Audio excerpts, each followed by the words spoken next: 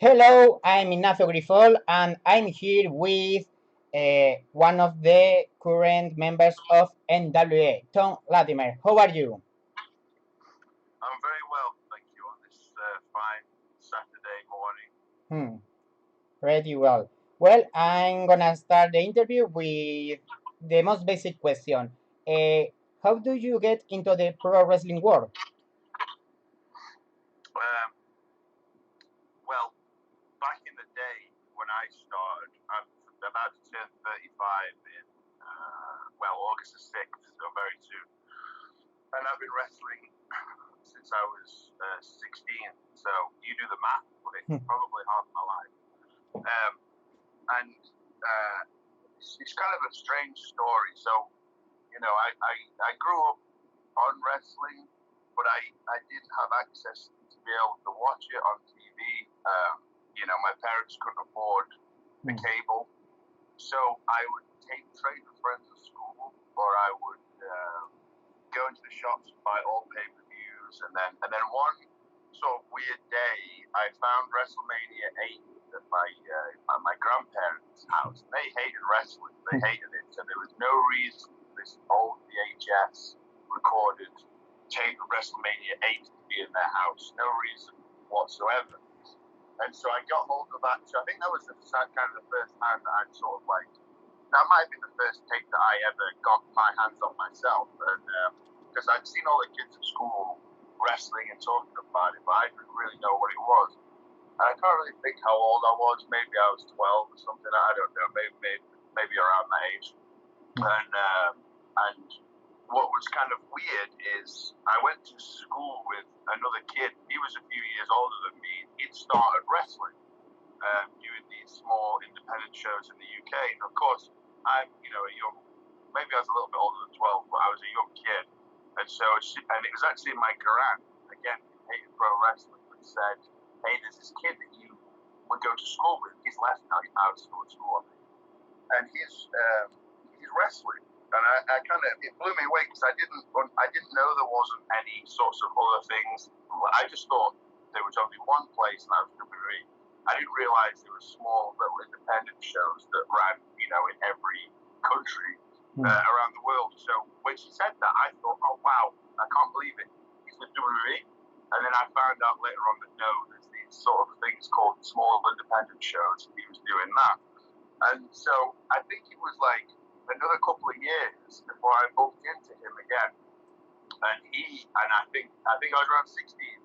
And me and my friend Pat, we were walking, we were going out. I think it was New Year's Eve one night, and we shouldn't have been out drinking, but we were out, 16. We started going out to the pubs and everything, just to kind of get away with it back then. And so I bumped into him that night. We got talking, and he said, "Hey, next time there's a wrestling show, I'll bring you in, and you can start reffing." So that's what I kind of did. I got hooked up with a promotion called Sovereign Championship Wrestling that were based in Birmingham, and I started refereeing for a lot of those shows. I think one of the first shows I refereed for was actually in my hometown of Chesterfield, and the wrestling really wasn't very good. No one was really trained. I didn't know this at the time.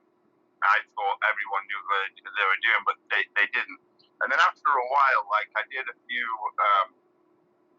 training sessions with the guy that owned it, Crusher, and just simple kind of stuff. We'd go to the park and we'd practice sort of different wrestling moves and stuff. And he started using me eventually on the shows. There was really no training, and so we would go out there. And I was a big fan of Jeff Hardy at the time, so I'd go out there and I'd do all those silly, I try to emulate Jeff and jump on people and do swanton bombs onto people and break the ribs. It was fucking bad. I'll need to find. I think my parents have the tape somewhere, or at least they're in my parents' garage. I'd have to dig them out to see, but there was some real bad wrestling. So I did that for a couple of years, and then when I was 18, I moved to Harrogate, which is in North Yorkshire, another place in the UK, and I came across an actual wrestling school. And so I'm 18 at this time, and I go online, and there's very little information about it. It's not like now where there's schools everywhere, there's information. I mean, it was really hard to sort of come by. And so I just moved to Harrogate, and Harrogate is next door to Leeds, and Leeds is a big city there in the UK, and that's where I found this. It was an old rundown gym, and on the second floor, it was there was like a little area that just had mats on the concrete floor, like thin mats. And the school was run by Jeff Kay and Drew McDonald, and they were world of sport legends, world of sport veterans. They're both passed away now. And they ran a school there, and there was a small amount of guys that went. And what was crazy about this school was no one knew it existed. Jeff just did it every Sunday to get out of the house and to make 10 quid, £10 off everybody. And so pass on his knowledge. But what I didn't know at the time, going to that school, Jeff was really close to Fit Finlay. Fit Finlay worked for WWE. And so somehow I'd stumbled across this school. One, I was getting taught the real way to wrestle. I was getting, taught old school British chain wrestling. But not only that, the guys that ran it, they had links to WWE. So every time WWE came to the UK, Jeff would go and Jeff would bring his trainees. And so some of the other guys that I trained with, they started getting sort of quote-unquote tryouts, at the ages of like 14 to 16, they were getting to roll around in the ring for a Triple H and taking all these guys. So like you said, I was 18 at the time, and I came across this, and it blew my mind. Like, I thought, wow, to me, getting to the WWE, especially, this is 2004 or whatever, 2003, I thought, it was just as hard to get to, for me to go to WWE, it'd be like me going to the moon. That's how hard it would be. That's how impossible it would be. But somehow, I found this small little school, and it's affiliated to WWE. So I would train there every Sunday, and then also we would do a lot of.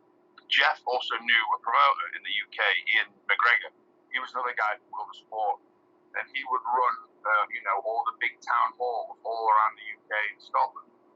And these would draw, 12, 100 people. So every Friday, Saturday, Sunday, I'd be wrestling and getting my training in front of, thousands of people. And I was paid good too back then. I didn't realize that, what I was getting paid. I was a young kid, I'm 18, and I'm getting £75 every night. It's kind of unheard of. And so I was kind of spoiled in a little way because I presumed that everyone paid like that. And it was only when I started not wrestling for Ian McGregor and started wrestling independently for other people, I realized they don't want to pay you that. And so, I did that for several years, and then I started wrestling for Brian Dixon, who runs All-Star Wrestling, which is kind of the main promotion in the UK where everyone got experience. A lot of the Americans would come over, Daniel Bryan, and pretty much every sort of American would come over and start wrestling. And you bring guys from NOAH, so there's always a lot of cool and different people to learn from. And so I did that as well. Once I left Ian McGregor around 06, 07, and that's where I met sort of Rampage Brown, Nick Aldis, a lot of my close friends. We all sort of met when we started wrestling for Brian Dixon. And so fast forward, the whole time I'm actually at the school, and the whole time that I'm wrestling independently, I'm also getting tryouts. So every time WWE would come to town, I would go and I would try out. And it took 5 years of trying out. I tried out from 05 to 2010. It was actually 2009 that finally they signed me. And long story short, it was 5 years of being told no or being told nothing. And at one point I quit because I was so fed up of not getting hired. Everyone else got hired. Drew, Sheamus, Wade. The list goes on of English guys got hired and they never hired me. Then finally they hired Rampage Brown, Martin Stone, and me in 2009, and then by 2010 I finally made it to SCW, which was the developmental of WWE back then. Wow, yes, it's an amazing story. Also, what do you think about the boom of the British Pro Wrestling? Because in the last years, British Pro Wrestling became very popular. It did, and it was kind of surprising because it wasn't popular at all. I mean, it's always it's a niche no matter what, but it was even more of a niche back then, and that's why it was so hard to get hired by WB or be seen or be known back then. It was really, really hard, and so the fact that there was a big boom has really helped all the wrestlers. It's made a lot more people want to be wrestlers, and it's a lot more attainable, and it's a lot more easier to get than it was when I started. I mean, it was near enough impossible when I started. It was very hard. It was they only want a certain amount of English people. They've got a quota, and once they've filled that quota, they don't want any more. So even if there was a load of really talented British wrestlers back when I was starting, only a small percentage would have been hired anyway. So the boom was real good, and I started coming back to the UK. Once I was wrestling for TNA, I would come back to the UK a lot because I could wrestle, 4, 5, 6 days a week or whatever in the UK, fly back to America, do TNA, and then fly back to the UK. So I could stay busy, and because there was a real, like you said, a real big boom. But obviously after COVID and everything else that's happened there, that's sort of fizzled down now, and it's less. I think there's less things going on, and there's been a lot of other problems, a lot of other things have happened. So it is on the rise again. I've got a lot of friends like Will Cruz right now, he's just become the PCW presidency wrestling champion. Yes, he won the belt yesterday. So I'm real happy for him, and there's a lot of, it's slowly starting to go again. But until COVID is gone or COVID is sorted, it's going to be real hard for it to start growing again, because you never know if the show's going to get cancelled or not. Back to your days in Florida, why can't you tell me about your time in FCW? Because during your stint, you shared back ring with several great wrestlers like Seth Rollins, Dean Ambrose, or Chris Hero. Yeah, it's pretty wild to think. I watched Money in the Bank a couple of days ago, and I'm still really, really close friends with Drew McIntyre and a few of the other guys. I have an ex-wife there, and it's kind of, it does break my heart a little bit to know that I was there at the same time all those guys was. I wrestled all those guys. And I wish I'd have been more corporate. I wish I didn't have an alcohol problem. I wish I would have realized what great position I was in and how lucky I was, because I really didn't at the time. I just didn't. I wasn't grown up enough to handle the responsibility that I had at 24, 25. Now at 35, 10, 11 years later, I could do it. I'm a grown up. I can run a household. I've quit alcohol. I wish I was how I was now mentally 10 years ago, but unfortunately, it is what it is, and that isn't the case. But my time at FCW was very valuable because, again, back when I started, you didn't do promos. The matches weren't filmed. There was no TV in the UK for wrestling. So when I got there, I had to learn how to cut a promo. I had to learn where the cameras were. There was a lot of other bits that I had no idea existed until I went to FCW. And then I also had to learn that kind of style too. WB, there's a lot of different rules, but there's a lot of, there's things that they like, things that they don't like, or ways that you should sell that I didn't know. I was still kind of indie when it came to it. And so going there was great, and very valuable for me, and I learned a lot. I mean, I was around guys like Dusty Rhodes, Dr. Tom, Bill DeMott, Ricky the Dragon Steamboat, Norman Smiley, Joey Mercury. There was a lot of fantastic guys that were there that you could learn all day from, and they would do TV too from FCW, from the place where we trained. I feel like they filmed like every other week or every week. I can't remember. But I would even, when I first got there, I would even pull cables to the cameraman. Like, they would make you do all the other bits of the job that you didn't realize other people did, like running cable behind the cameraman and stuff. So I was definitely in the jobber category for quite a while when I got there, because one, they don't know you, they don't really care you're not coming in and they're like, oh yeah, here's a start, because you're not at that point. So you've got to start from the ground up. So, after paying your dues in the UK for 7-8 years or however long it was, then I go to FCW and you've got to pay dues all over again. And we have to do street team where every weekend, instead of having the weekend off, if we weren't wrestling somewhere on a live event, we would have to go to the next town we were going to and post it. We'd spend 12 hours a day in Florida putting up posters all around town. Which was pretty brutal. It sounds easy, but it's not. So, we were constantly paying our dues through and through, which I'm always okay with. I think that there obviously gets to a point in your career where you should really have to pay your dues, but there's nothing wrong with getting stuck in if the ring needs to be put up or put down or whatever. So, finally, we ended up doing, so I was kind of just, I was a kind of a bland baby face when I first got there, and I kind of stayed a bland baby face, and I didn't really know who I was, what I was doing, and then, weirdly enough, I got paired, Dusty Rhodes paired me, Connor, Tito, and Raquel together, and even with Rodriguez as well. And we also got paired, and I can't remember whose idea it was or how it came, but we were just a bunch of we were people that didn't really have anything going on and didn't really know what to do. So we got paired together, and Dusty saw something in us, and then we ended up forming the Ascension. And I had a real good run then. It was the first time that I was winning matches. It was the first time that I was, they'd seen something in me. And then when Bill DeMott came down, then he would come in and he would make me more aggressive, and he'd make me more of a killer.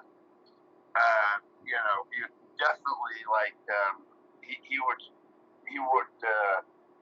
spend a lot of extra time with us, really honing us in on being aggressive, and moving all the time, screaming and being angry and wild.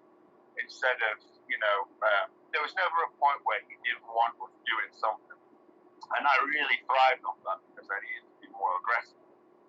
And so after a while, we ran with that, which was real good. And we were, me and Tito would tag, and me and Ryan would tag, but we'd be a group, or we'd be out together or do whatever.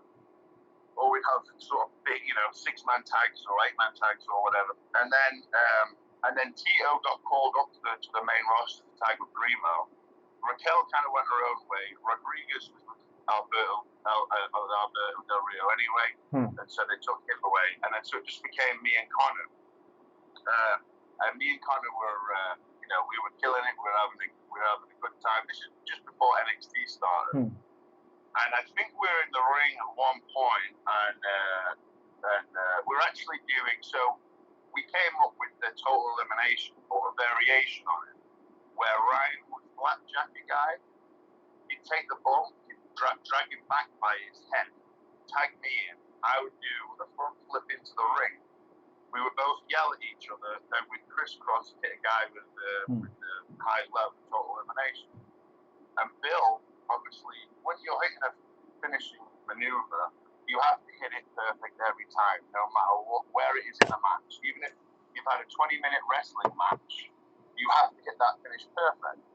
And so Bill had a day where he had me and Ryan in the ring, and everyone else in FCW had to feed in and take the finish. And so it was like a giant blow through. So, by the 30th or 40th go, I've flipped in with hit the ropes and hit a guy. Next guy slides in, tag, flip, boom, tag, over and over and over.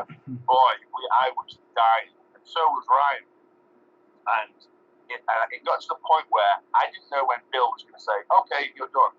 So I'm going, oh man, I can't wait for this to be over. I'm freaking out because I'm so tired. It's almost like being tortured. And finally, in my mind, I say a little prayer. I say, dear Jesus, please make this end soon. And just as I say that prayer in my head, Ryan blackjacks the guy, sits up, he screams, he's like, ah, and his finger is completely the wrong way. His hand's completely messed up. He's like, ah, and I was just like, oh, that was a bit weird. I mean, I didn't mean that, but I'll take it. Like, the drill's over. And so Ryan was actually, I think it was either that, or he took it, or he fell out the ring, or something happened where he got really hurt. and he was out for a long time, and that then had me as the solo essentially by myself. So then I had a good sort of a 3 or 4 month winning streak where I just blew through everybody that they put me with. They sort of build me up, give me confidence, show that they're pushing this guy. And then when Ryan came back, that's when NXT started, and that's when we started, having our matches, having squash matches on NXT, wrestling the Usos, wrestling a bunch of other Tyson, and a lot of other guys. And we started getting some real good momentum. And I think they were eventually going to put the tag belts on us. And then from what I heard, I don't know if it's true or not, the Shield went up, and then the next people to go was supposed to be me and Ryan. Mm-hmm. But then unfortunately, I went out, I got drunk one night, I got arrested, and then that all dies right there. Yeah. Yes, as you say. Also, what do you think about recently one of the Usos was arrested because he was driving under the influence, but he has no suspension and won a championship at Money in the Bank. What do you think about this?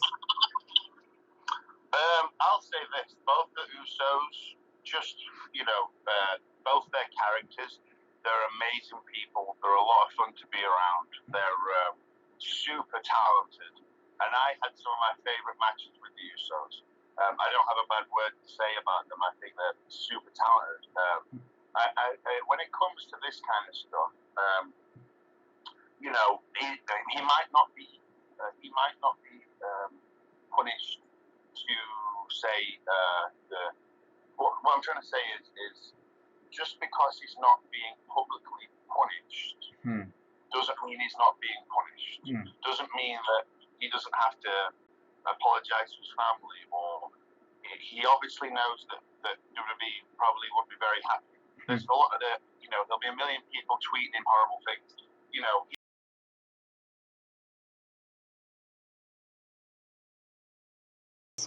You are right. I mean, I'm sure that he is very, very, very upset with the situation. Also, as you say that you started in NXT because you were in the first NXT event.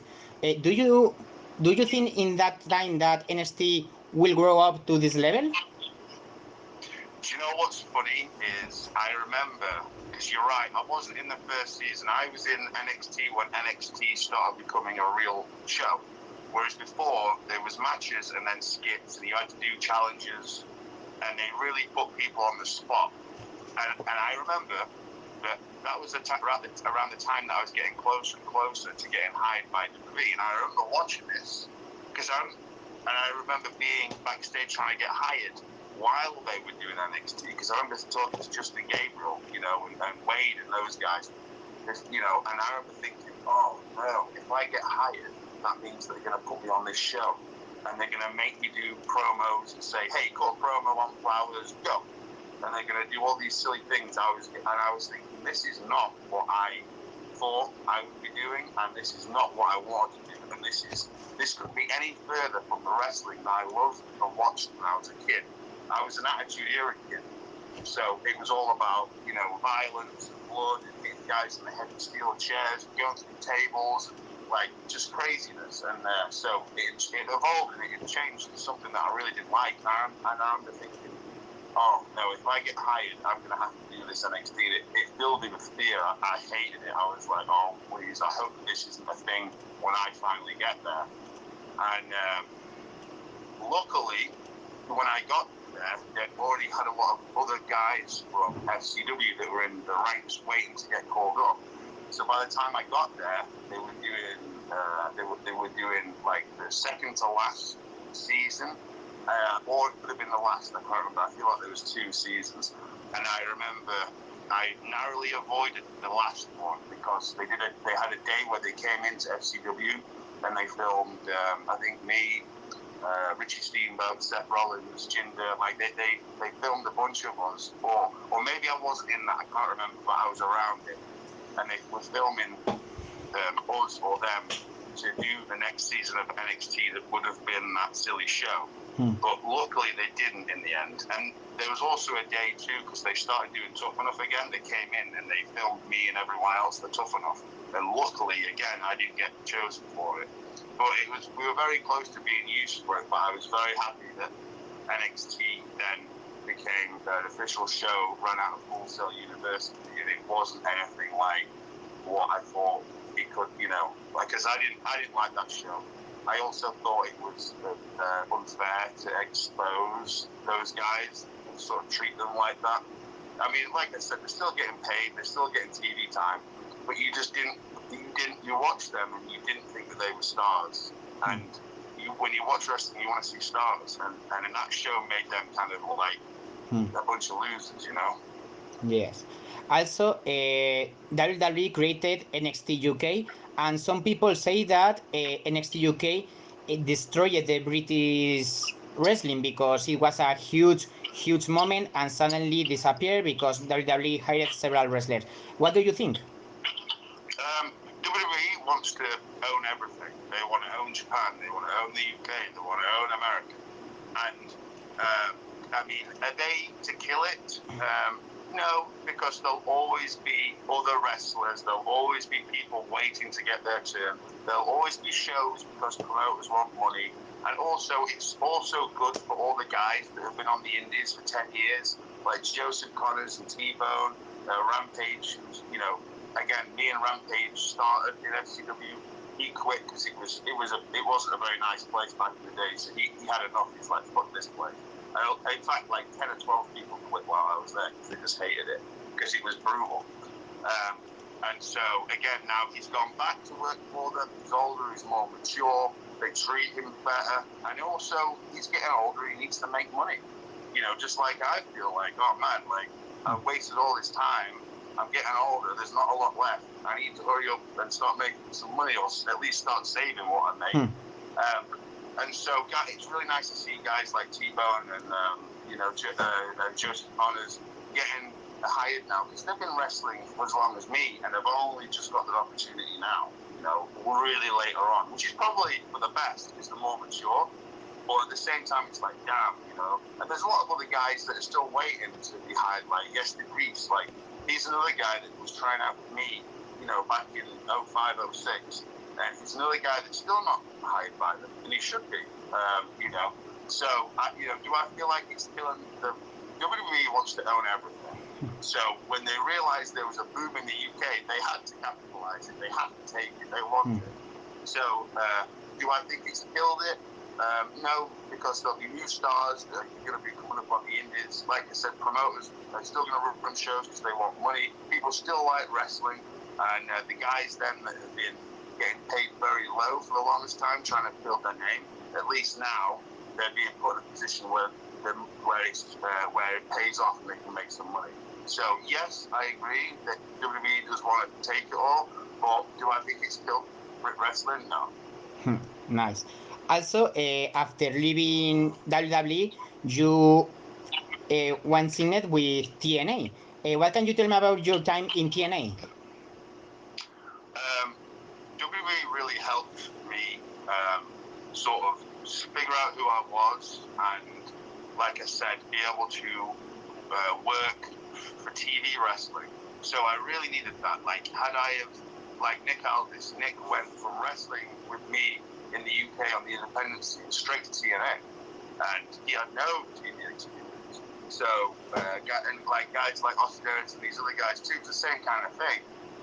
So, it really, I really admire those kind of guys because they came from, like Nick, for example, he came from no TV, straight to TV. Hey, you're learning on the job. Whereas I got those 2 years in FCW NXT to be able to figure all that stuff out. So I wasn't just thrown out there in front of the world. So by the time I got there, I kind of knew what I was doing. And so once I'd left WWE, I started getting into doing a few movies and sort of doing stuff like that. Because at WWE there was an acting coach called Peggy Sheffield, who's kind of like my American mom, and she knew that when I got fired, she was working in a promo class to help everyone feel better, speakers and stuff and actors. And so when I got released, she took me to AA meetings and kind of mothered me and tried to look after me and tried to help me quit alcohol and all those other things that I didn't at the time. And so she started helping me get into acting. So I was doing that for a little bit, and then I was still kind of wrestling on the independent scene in Florida. But I was like, man, I'm kind of spinning my wheels. I need to do something. And so I kind of reached out to Nick and said, hey, what are the chances of me coming into TNA and showing my face? So he's like, yeah, no problem. We're here this day, come. And so the day I walked in, he introduced me to everybody, and big John Gorbrick, who was the guy that was like under Dixie, he was sort of running the place back then.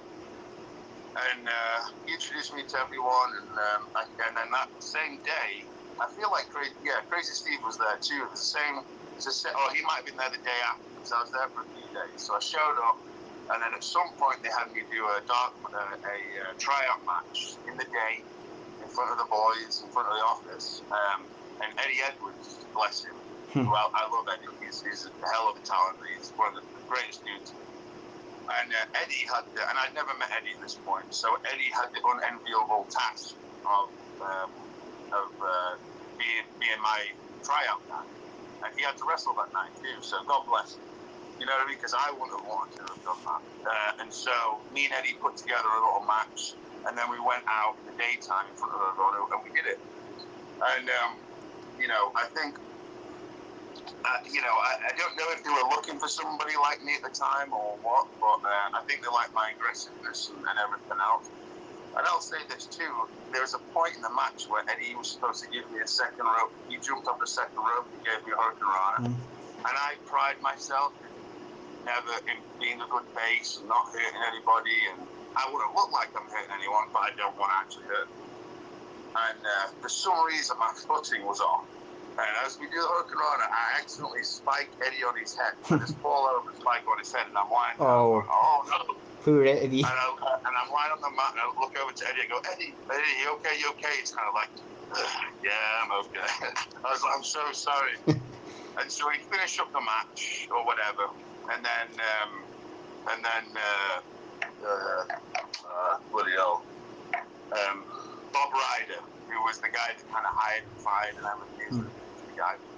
Bob kind of pulled me to the side and said, we like it. And so that same night, they had me do a dark match for the Impact crowd in the Impact Zone. And I think it was against Solo, the dude at AEW.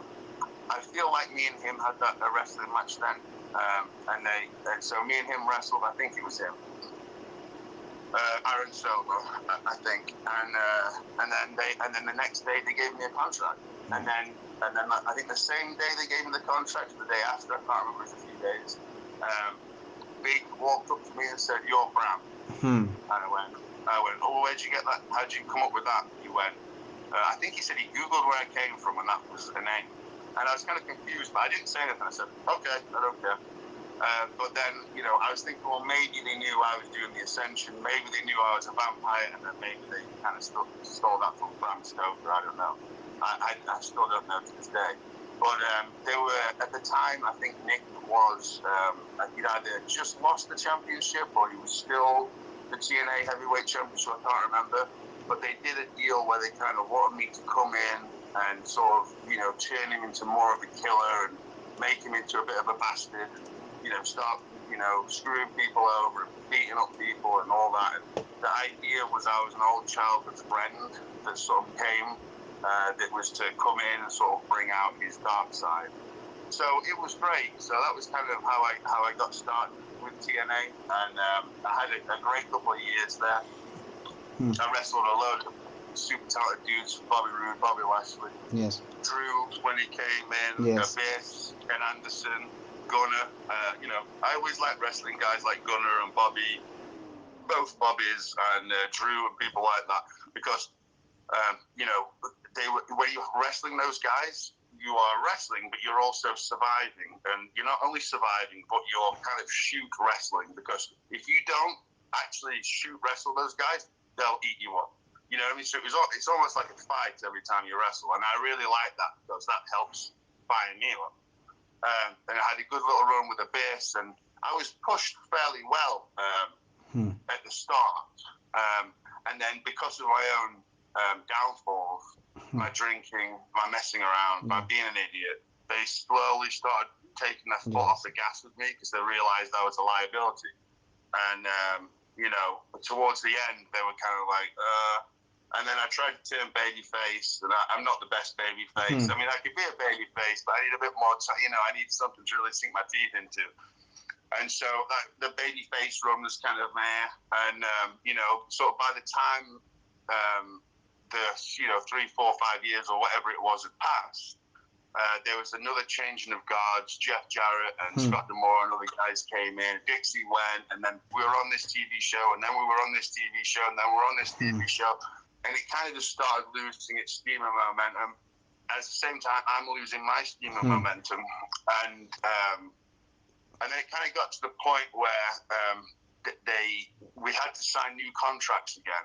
And obviously, unless you wrestled, I used to have a downside guarantee, but that was taken away. And you only got paid when you got used. And so it got to the point where they were kind of not using me, and so I wasn't getting paid. And I was unhappy anyway. And like I said, I kept shitting the bed when it came to stuff. Like Scott D'Amore had got me booked for a NOAH tour in Japan. And I was supposed to be there for 2 weeks. I was there for 1 week because they eventually kicked me out of Japan because I got drunk and did some silly stuff on social media. Like, I just didn't realize, like, everyone kept trying to give me a bone. Everyone kept trying to give me an opportunity. And I just wasn't in the right state of mind for it. I kept just fucking up, basically. And then it got to you know, after all, I think I got injured in Rome, and I was supposed to fly back to the UK. Fly back from Rome, and because I was in the UK at the time, to Impact, right? But I got hurt, so I missed that set of TV. And so the next TV, I was set to go in. And when I ended up flying back, I walked into TNA that day, and they didn't have anything for me. Even that, you know, and I remember just thinking, okay, well, I think I'm done here. And so I then eventually asked for my release. I flew back to the UK to continue wrestling, and I asked for my release, and they weren't going to give it me at first, and then eventually they went, okay, you can go. And so that was that, you know. Looking back, I wish I'd have stuck around, and I also wish that I would have realized what opportunities I was handed, and realized the positions I was in. And I just wish I had the same brain right now that I do then, because I had those opportunities and I had that time, and I didn't capitalize on it. I just didn't care. You know, I was always pissed off and angry, and, you know, it's everyone else's problem. You know, I was just in a bad state of mind, and I didn't. You know, I should have capitalized on these opportunities, and I just let them slip away. Yes, it's true, because alcohol is very, very dangerous. Also, in TNA, you had the opportunity to wrestle Vader. What can you tell me about wrestling a legend like Vader? Say that again. Vader, Big Bang Vader. Oh, Vader. Oh, yeah. It was Vader. So they were bringing back legends for me to beat up, to go over. Like, they bring, you know, Diva, Matt Morgan, Vader. There's probably others I just can't remember.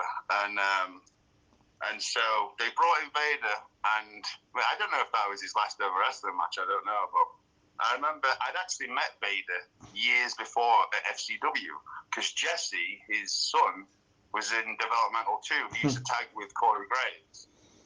And so he brought his dad in a few times, and I was always blown away because Vader, as big as he was, he could sit there and just do the splits. He'd just sit there, just chilling in a split position. I was like, how on earth can he do the split? It blew me away. And so he came down a few times, sort of, you know, watched us or said a few things, or kind of tried to help us out a couple of times. And so, you know, I'd already met him from back then.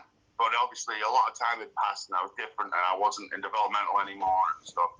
And so it was pretty, you know, it was pretty cool. I didn't, you know, looking back, if you'd have told, it's like Jeff Hardy's my favorite wrestler.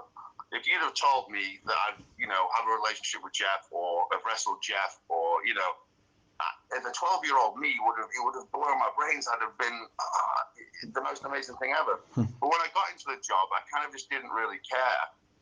So when it's only if I put my 12-year-old brain in my head, all these things that I've done are really, really cool and exciting. But obviously, when you're in the job and you grow up, you just don't care. And so, I didn't care really. But when they brought him in, he wanted to see if I could lock up and stuff. And, he did. I don't think he knew who I was or what I'd been doing. And also, Vader kind of wanted to go over too. He didn't want to come in and do a job. Old school, he didn't want to do that. Yeah. And so I remember he's like, hey, test locking up with me. So I go, okay. So I go to lock up with him, and he thumbs me by mistake in my eye. I'm like, oh, great. You know what I mean? I'm like, how have you thumbed me in the eye, locking up the standing here in the back? It's like, so weird. So, I was just like, oh, great. So we ended up going out there and putting the match. We put the match together or whatever. I can't even remember it. And but I do remember there's a point in the match where at the start we lock up, and we're supposed to do like a strength thing where we lock up, we tussle, and then we break it, and we're both staring at each other. And we lock up, and I'm like, okay, 1, 2, and let go. And he just puts his arm down, and we just stood there. And I'm just like, what? So I shove him because it looked stupid, And then there was another point where I was in the corner or something, and he's got these real leady punches, so he's beating the crap out of me. So I start firing back, and I think his mask falls off or something. I can't remember, but and then we'd sort of the match was sort of made where I think I got disqualified or something because he didn't want to lose, right? And so I can't remember exactly how it went down. I don't know if I hit him with something or whatever. But, in the end, he kind of came out looking better than me, and I was the one that was supposed to look better. But also, at the end of the day, too, I had respect for him, and I didn't want to, as much as that was my time, it's not Vader's time. Vader's time's gone. It was my time, but he didn't see it that way, and also, because I was respectful to him, I didn't want to, be a dick. So, looking back, I should have probably been a bit of a dick. But, again, because I remember speaking to Dave Lagana after, and he went, hey, they just whoop your ass. And I was kind of thinking, well, what am I supposed to do? He's a legend. He's a veteran. Yeah. But I wish that he'd have had a better mind, thinking, okay, they're bringing me in. I'm an old man. It's not my time. It's this kid's time. I'm going to put this kid over. But he didn't. Yeah. Also, during your time in TNA, you went to Japan and working for Pro Wrestling NOAH. Also, you left the promotion after you posted a social media picture, no? What can you tell me about your time in Japan? Oh, man, I loved it. I had even though I was only there for a week, it felt like I was there forever. Out of the ring, I had a blast. Obviously, for all the wrong reasons, going out partying and drinking. They've got this drink there called Strong Zero, so I just blasted all the time. But there's, I think his name's Minori. There's a few guys, the fans that'll come out and they'll take you for dinner and take you around. So we did that, and I think we even had a meal with some people from New Japan too. I can't remember. And then there was one night where my favorite Japanese wrestler is Marufuji. Marufuji. Yeah, I love Kenta too. Kenta's a real cool dude, and I really like Kenta too. And I remember watching, Kenta and Marufuji from back in the day and being like, whoa, it blew me away. Some of the crazy bumps they would take. Marufuji would do the drop, he'd run, jump over the top rope, drop kick the guy on the floor and take a big back bump. It blew me away. I was like, holy shit, these guys are beating the crap out of each other. But yeah, so meeting Marufuji and hanging about Marufuji was cool. There was a day where he was with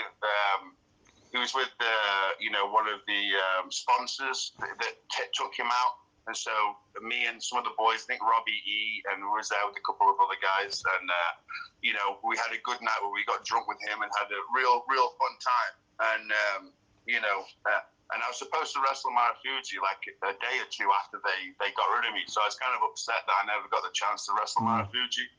But out of the ring, I had a blast, again, for all the wrong reasons, because I was just getting drunk and running around Japan like an idiot. But I got to see a lot of cool things, go to Tokyo and everything. And then the wrestling matches, too, were real. I had a lot of fun wrestling those guys. It was the first time that I've been in front of the Japanese audience. and so it was kind of different, you know. And we wrestled. I can't remember the guys that I wrestled. Like I didn't, you know, I never really paid attention to who anyone was back then. You know, I was a bit of an arrogant asshole, and I wish that I'd have been different. Like I wish that I'd have done my research, and I really didn't. But I mean, I wrestled. I think I had 3 or 4 matches there. I had a blast. The matches were cool. I had a lot of fun. All the guys in NOAH were really cool, really respectful. Real great people. It was a real cool time. Again, I just wish that I'd have realized what opportunity I was given, because Japan, I feel, would have been really good for me. Like I felt like I would fit in Japan, and you know, I burned that bridge. So I'd wrestled 3 or 4 matches there for the first half of the tour, but because I got into trouble and they wanted me gone, they ended up sort of Chris Benoiting me from the Japan tour. Like I never even wrestled there. Like I don't even know if you went online, you could even find the matches that I had. So once they got rid of me, they sort of what's the word? Deleted. Like I'd never even been. Yes. I'm so sorry. Well, I'm glad that you changed your mind and now you are more mature. Right now you are working with National Wrestling Alliance. What can you tell me? How do you started with this promotion by under Billy Corgan's direction? So while I was in Impact Wrestling, Billy had he'd come in.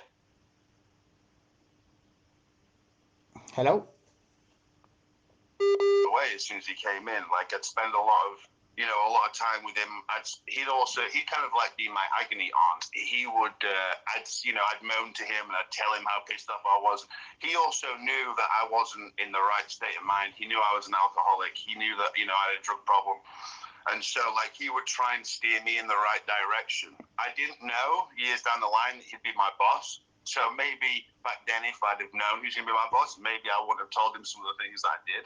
But at the same time, I'm glad that I did. And he realized that deep down, I'm not a bad dude. I just had issues. And so, like I said, and then finally, he came in and he would start doing, some of the promos backstage. He ended up then working for TNA. So I'd already built a relationship up with Billy by this point. Now, something obviously went on where there was something bad happened between Billy and TNA, and there was some messing around between the two parties. So Billy kind of fell out with Impact Wrestling, and then he left. And so I was still there for another year or whatever it was before I left. And then once I kind of left, that's when Billy got with Nick, and Billy bought the NWA again, and then slowly they put the belt on Nick, and then Nick would go and defend it. I wrestled him one time in the UK while he was, he was on his defending tour. He'd go all around the UK and all around the world and sort of defend it. Just the Aldis Crusade. The Aldis Crusade. Yeah. So it was slowly growing. There was still no company. There was only Nick, just Nick, Billy, NWA, and maybe Dave Lagana. And so it was kind of a few years, and then they finally had NWA. I think it was NWA 70 was their first pay-per-view, and I was still in the UK, so I wasn't around to be able to do it. And I'd stayed in contact with Billy. One time when I was in the UK, Smashing Pumpkins were playing at London Wembley Arena, so Billy got me and my girlfriend at the time tickets, and, went backstage and sort of, chatted, and sort of caught up a little bit after a gig. And so we were still I met him for breakfast. Like we were still, we'd still talk, we'd still chat, even though he was off doing his own thing and I was off doing mine. And so eventually, when it was time for me to come back to the States, Billy was, just starting to gear up to sort of figure something out. There was like more events happening. It was still before NWA Power. But once I come back, I said, "Hey Billy, I'm coming back." He's like, "Great, let me know when you're back, and then we'll go from there." So then I feel like maybe just before, I think it was kind of just before COVID, finally, they decided, okay, let's start running this like an actual promotion. Let's have a roster. Let's have a base. Let's start putting it out there. And so that was really great. And, like I said, I've been friends with Nick since I kind of broke into the business, and Nick helped me get hired at TNA. And then, you know, also because I've built that relationship with Billy anyway, and of course Nick was his champ, and we're, like I said, best friends. It was kind of a no-brainer for me to join too. So, you know, it's the NWA for me. Like, the older I've got, the more I realize what I dislike and like in pro wrestling. And the more that I realize that, like, I like the old school stuff. I like it looking like a fight. I like that kind of storytelling. Wrestling now, to me, has changed so much to a synchronized routine, a dance routine, and that, I just don't like that, and I don't fit. You know, I don't do that kind of stuff. I can't do that stuff.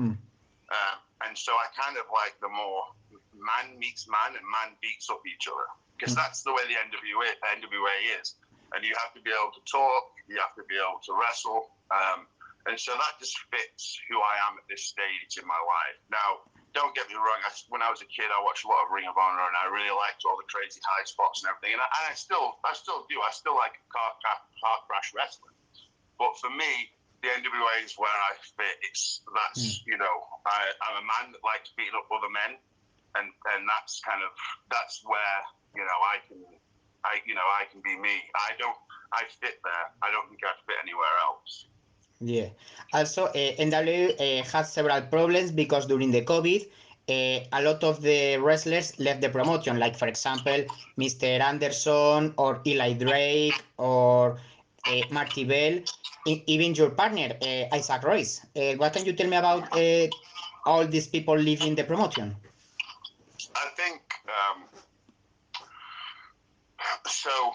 The NWA, only a few people are under contract. You know, me, Nick, Camille. Like, there's a handful of people that are under contract. Everyone else isn't. So, but you know, there's a degree of, you're still a free agent. If you want to go somewhere else, you can. I remember the first day that we had NWA Power, Billy said to everyone, he said, "Hey, whether you guys are here for 10 years or 6 months, that's completely up to you. If this is a stepping stone to somewhere else, go for it." He's always been open and honest when it comes to, hey, you know, if you want to be here, and if you don't, then go somewhere else. It's cool. So he's never been like, you know, you're not allowed to or you shouldn't. And also, like I said, the guys are independent contractors. So if they're not under a deal, they're free to go anywhere. And of course, everything was going really, really good, and then boom. Like with everything in the world, COVID hit, and so it ground to a halt. And so, you know, these guys were free to go anywhere else. And also, you got to think that, you know, these guys have got to go make money. And if you're not under contract and you're not getting paid, then you've got to go somewhere else. And so a lot of these guys did, you know, go somewhere. Like Eli went to WWE, and Eddie and Starks went to AEW, and so they just kind of took the opportunity and went, you know, good for them for doing it. And I think, you know, would they have done that if NWA was still around? Probably not, but those guys needed to pay the bills. Yes. So, well, at least NWA Power had a very good reception. I mean, when the TV show started on YouTube, it has positive reviews for people like Edge or The Rock. Yeah, no, it was great. It had a real buzz. So it's definitely a shame that COVID came straight away, because there was a real buzz. And of course, you know, you've got to stay ahead of the curve. And if you don't stay and you fall back a little bit, all that kind of momentum goes.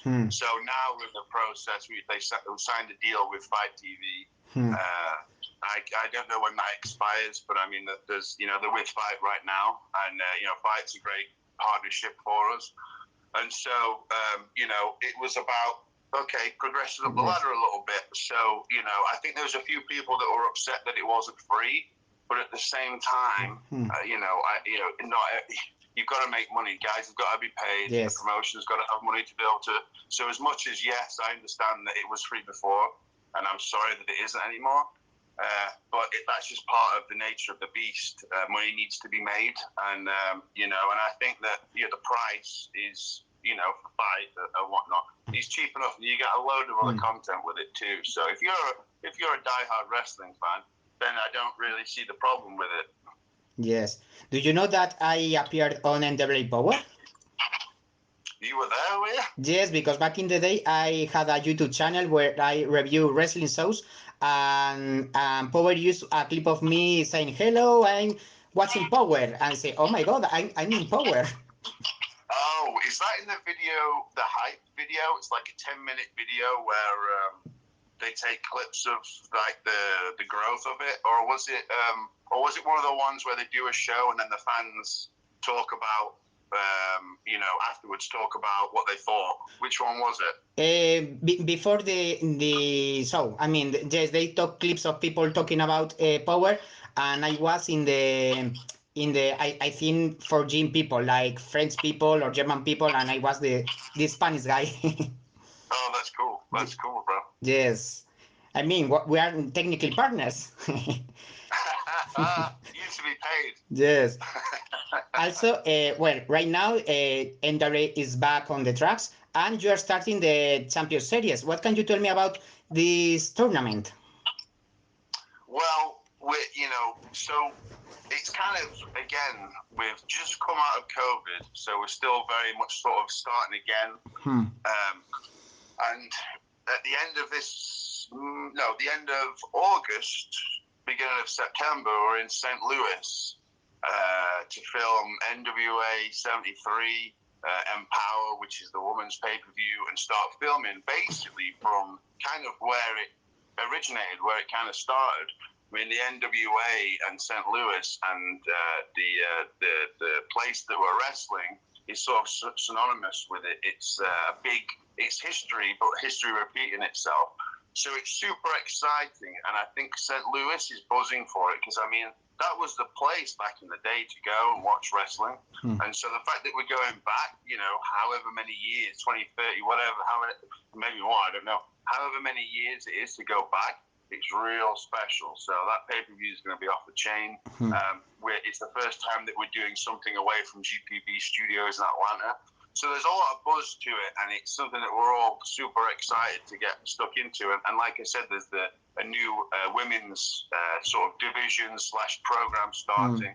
And so that's going to be cool too, because you're going to see a lot of, you're going to see a lot of the people that aren't somewhere else get an opportunity. There's going to be a women's tag team, division, and so in regards to sort of like the women in wrestling, there's another place to go. There's another place to show off how talented you are.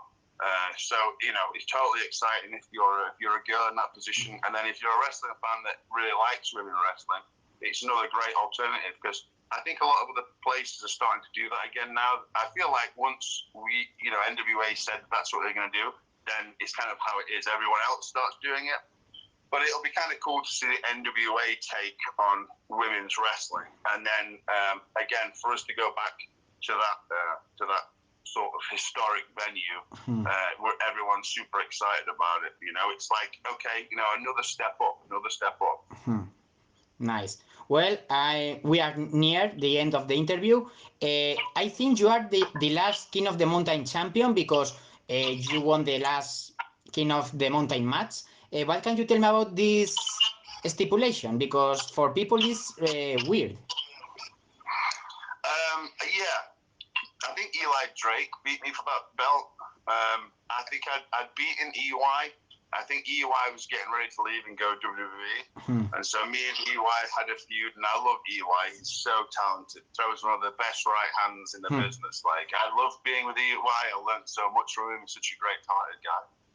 And so that was real cool for me. And then once I beat EY, that's when I became the King of the Mountain champ. And then Eli was coming up too, and they wanted to push Eli, so they put Eli over me. It's a strange match because it's kind of one of those things where you've got to go put the belt up instead of taking it down. But I mean, it's okay to be different. And TNA always tried to be different with the X Division and all these other sort of unique bits. So I wasn't opposed to it. I obviously, again, was a little bit grumpy that I was having to do the job to Eli because, I didn't really know him back then. And, I think Eli's super talented, super great guy. I respect him and I really like him now. But at the time, again, I was a drunk arsehole. And so I was, what I mean? I was definitely grumpy about, not that I've really ever, it sounds kind of weird. I've never cared about winning or losing, But for some reason, I think because they only just put the belt on me, I felt like you know, they just put the belt on me. I felt like they just didn't care about me. So that's why I was kind of grumpy about, you know, him beating me for it, because I only just got it. But yeah, it is a weird match. But then again, it's okay to be different. And I think I can't remember what happened in that match. I know I took a bump on the concrete. I remember that sucking. But Well, also 1 year ago, the Ascension left WWE, and now they are in the independent circuit. There is some plan of you reuniting with your former tag team partner? Me and Ryan always kind of stayed close. But when you leave WWE, like for example, Drew Galloway's McIntyre is a really close friend of mine. But when they're in that bubble, when they're in the WWE, they don't have a lot of time. They're so busy and they're so preoccupied with everything. I mean, it's a 24-hour occupation. You hear from them less. So obviously, over the years, I heard from Ryan less and less and less, and we'll occasionally text and we'll occasionally check in. I'm hoping. I feel like NWA, the Crockett Cup. I feel like they were actually supposed to come in for the NWA, but I don't know what happened or why they didn't. But there was some reason why they didn't. But I was kind of excited to see them in the NWA. I think Ryan and Victor now are. I think they're tag team champs in a promotion somewhere. Like I think they're starting to get the feel for it again and start, dip their toes in the wrestling world again. They probably wanted a nice little break from it after being there for 10 years or whatever, So I think they're just slowly starting to, okay, let's see how we feel. Let's see what we want to do. Let's start having some fun again. And so, never say never. I would love to tag with those guys, tag with Ryan again. But then at the same time, a lot of time has passed, and those guys are still doing that, and I've evolved, and I'm me now. So it might be cool, nostalgic moment one day for me and the guys, but it's probably something that won't happen. Yeah. Well, that's the last question. What can you tell me? Because talking to you, I have seen that alcohol is very dangerous, and you are not the only one who had problems. Do you have any kind of advice for younger people with the alcohol? I think that once a series of bad events or one bad event happens in your life from drinking, it's time to assess whether alcohol should be in your life or not. Some people can drink every day, their whole lives, and nothing bad ever happens to them. I mean, besides the fact it's being bad for your health in general, you want to be healthy, you want to be fit. If bad things start happening, then it's time to think, okay, do I really need this in my life? Is this helping me or hindering me? Because for me, all it ever did was ruin my career. All it ever did was make me into a bad person that did silly things. It completely changes who I am. So for me, if you can drink responsibly and nothing bad happens, go for it. But if one thing, two things start happening in your life, it's really time to reassess it. And it's also time to look yourself in the mirror too. I always struggled to look at myself in the mirror. When a few bad things happen, eventually, it kind of eats you up, and then you drink more so you don't have to think about it. You drink more so you don't have to feel. You drink more so you don't have to deal with all these bad things. So it's a scary thing to do, to stop drinking, because then you have to look at yourself in the mirror and you've got no crutch. You can't fall back on anything. But at the same time, you get to learn how to feel, you get to learn how to deal with things. And then you slowly start realizing, start changing to be a better person, because you don't have that to sort of dull out and blank all the negativity. You've got to deal with the negativity, and you've got to grow, and you've got to evolve. And so my thinking is, if you can drink responsibly, go for it. But if bad things happen, it's time to figure out why you're drinking and what you can do to stop it, and be around people that want to help you, and be around people that want the best for you. Because there's a lot of people that I would associate with, or would associate me, because we all felt terrible. So we all drank. So misery loves company. So you have to find people then that are not miserable, and you want to find people that want to help you. For me, I didn't do an AA. I didn't do anything like that. I tried, but I wasn't ready. You have to be ready to quit for you. And if someone else is trying to make you quit, or you have to get a job, or you have to for any other reason, it's not going to work. You have to be ready. You have to realize you have a problem, which is very hard. You've got to realize, okay, I have a problem, and then you have to be around good people, and you have to quit for you. Because if you try and quit for anyone else, you'll never quit. Yes, it's true. I'm really proud of you because alcohol is very, very dangerous and you have to be very, very strong. I appreciate you, bro. Thank you. Yes. 2 Well, years. 2 years in September. 2 years in September. Congratulations. Congratulations. Thank you, bro. Well, Thank you. well, that's the whole interview. So has been a real pleasure to talk with you. And well, thank you so much for your time. Thanks, my bro. I appreciate you.